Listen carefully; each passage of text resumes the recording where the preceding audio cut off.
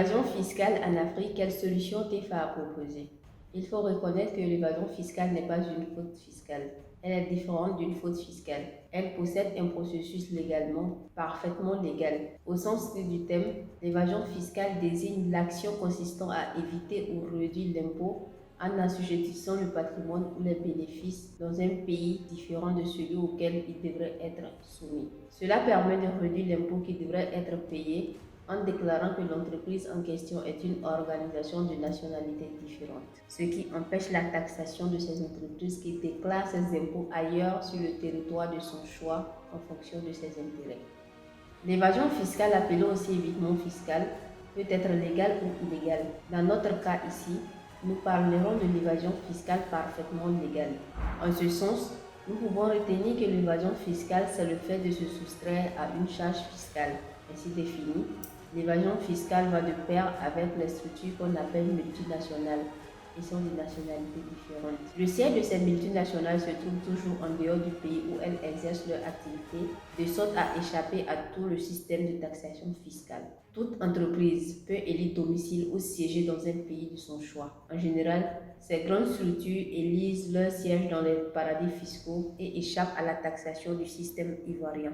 Nous allons aborder quelques techniques d'évasion fiscale utilisées. Entre autres techniques, il y a la conservation de liquidités en dehors du système bancaire, c'est-à-dire la loi de finances ivoirienne permet le rapatriement des capitaux, ce qui va permettre à de grandes structures qui s'installent chez nous et qui font de gros profits de rapatrier leurs fonds. Elles vont rapatrier d'énormes ressources et qui vont échapper à la taxation. Il y a aussi le fait que ces structures s'assujettissent à l'imposition d'un pays qui est le plus attrayant fiscalement parlant. Il y a aussi la FIMUCI qui permet de réduire sa charge d'imposition via le mécanisme de dons et des montages fiscaux complets, c'est-à-dire des multinationales qui font des dons, des œuvres caritatives et autres qui échappent au système de taxation fiscale en place. C'est aussi un système d'évasion fiscale. Après avoir parlé de stratégie, nous voyons qu'en termes de stratégie, les pays où les multinationales préfèrent déclarer leurs impôts sont les pays qui sont fiscalement attrayants. L'évasion fiscale touche à la fois les pays africains très gravement, mais aussi les pays européens et autres. Mais quelles en sont les conséquences? Les pays européens.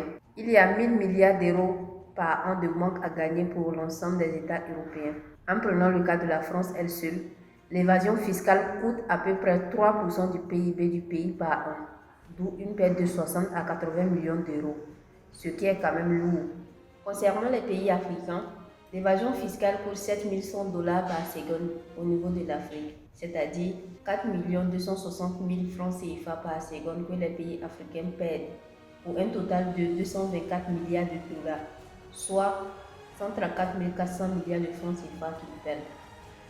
Plus concrètement, un pays comme la Côte d'Ivoire perd environ 2 730 milliards de francs CFA, environ 3 000 milliards par an, ce qui coûte beaucoup cher à la Côte d'Ivoire. L'évasion fiscale qui coûte environ 3 000 milliards de pertes à la Côte d'Ivoire constitue un manque à gagner important pour le pays qui pourrait permettre beaucoup de réalisations. L'évasion fiscale pourrait toucher aussi les capitaux que nos dirigeants politiques rapatrient dans les pays étrangers. Ils vont cacher ces fonds dans d'autres pays et ainsi ils échappent à la taxation ivoirienne, notamment sur l'impôt sur la fortune, sur les salaires et revenus. Voici un peu la perte que constitue l'évasion fiscale au niveau africain et spécifiquement le cas de la Côte d'Ivoire. Partant de ce constat, la question qui pourrait se poser, c'est comment freiner cette évasion fiscale qui pourrait toucher aussi bien les pays africains que tout autre pays. L'évasion fiscale est un nouveau phénomène qui s'est amplifié avec la mondialisation. Ça fait partie des conséquences de la mondialisation. Alors, que devons-nous faire pour ne pas subir cette évasion fiscale et en tirer profit? C'est à ce niveau que la Côte d'Ivoire devrait se situer. Comment trouver la possibilité de capitaliser l'évasion fiscale? La possibilité d'en tirer profit. Chers amis TEFA, nous voyons que l'évasion fiscale n'épargne aucun pays, que ce soit européen ou africain ou autre. Mais aussi, nous savons que certains pays en tirent beaucoup de profit.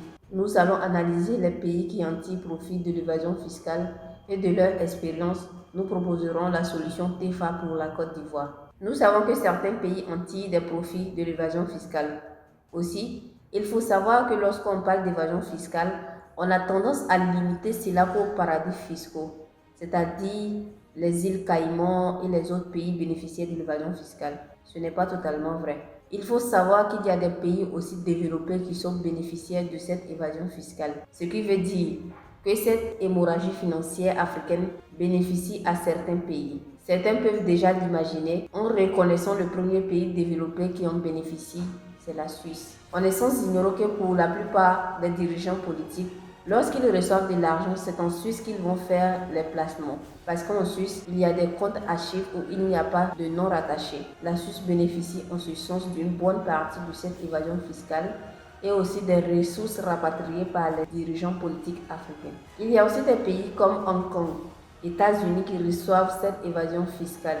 Il y a Singapour qui reçoit beaucoup d'argent venant de toute personne. Même certains Ivoiriens font leur placement d'argent à Singapour et cela échappe à la taxation sur place. Les îles Caïmans, Luxembourg, Liban, Allemagne, Bahamas, Dubaï, Japon, Panama, Grande-Bretagne et autres sont des États ou pays qui ont adopté ce que les Anglais appellent duty free, c'est-à-dire fiscalement attrayant. Au niveau du TFA, nous prenons l'industrialisation locale de toutes nos matières premières, vivriers et plantes médicinales, et la défiscalisation ou la détaxe ou encore le duty free. Nous préconisons que le duty free soit adopté. Cette stratégie fiscale qui a été utilisée à Hong Kong, à Singapour, etc. Et cela a permis à ces pays d'être riches, attrayants. Nous recommandons le duty free à l'État de Côte d'Ivoire pour que cela permette non seulement d'attirer des ressources d'ailleurs, mais également aux multinationales qui sont chez nous de maîtriser leurs ressources sur place. Imaginons que les 3 000 milliards que nous coûte l'évasion fiscale soit maintenue en Côte d'Ivoire parce que nous sommes fiscalement attrayants. Au niveau du TFA, la solution est tout simple. Et comme le disait le prix Nobel de physique Albert Einstein, quand la solution est simple, c'est qu'elle vient de Dieu. Nous pensons que la défiscalisation, c'est-à-dire le duty free, ou un système de taxation unique libératoire de tous les impôts qui va nous permettre de résoudre plusieurs problèmes, dont celle de la corruption, du rapatriement des fonds de nos cadres, nos dirigeants politiques vers l'extérieur, ce qui pourra permettre de bénéficier de l'évasion fiscale venant d'ailleurs. Quand on reçoit les ressources de tout le monde entier chez soi, on s'endette moins, car ces ressources favorisent la construction de la nation. La solution que préconise le TFA est de dire à la Côte d'Ivoire d'être un pays fiscalement attrayant. Si nos ressources sortent du pays et que nous sommes de mauvais élèves au plan fiscal et que nous ne sommes pas fiscalement attrayants, il est bon que nous le soyons pour que les ressources restent sur place et que les Ivoiriens puissent payer leurs impôts sans chercher à corrompre qui que ce soit pour régler leurs problèmes fiscaux. Aussi, en devenant fiscalement attrayant, la Côte d'Ivoire aura d'énormes ressources qui lui permettra de se développer. À ce sujet, le TFA préconise 15% de taxes libératoires de toutes les autres taxes, c'est-à-dire TVA, impôts sur le revenu, etc.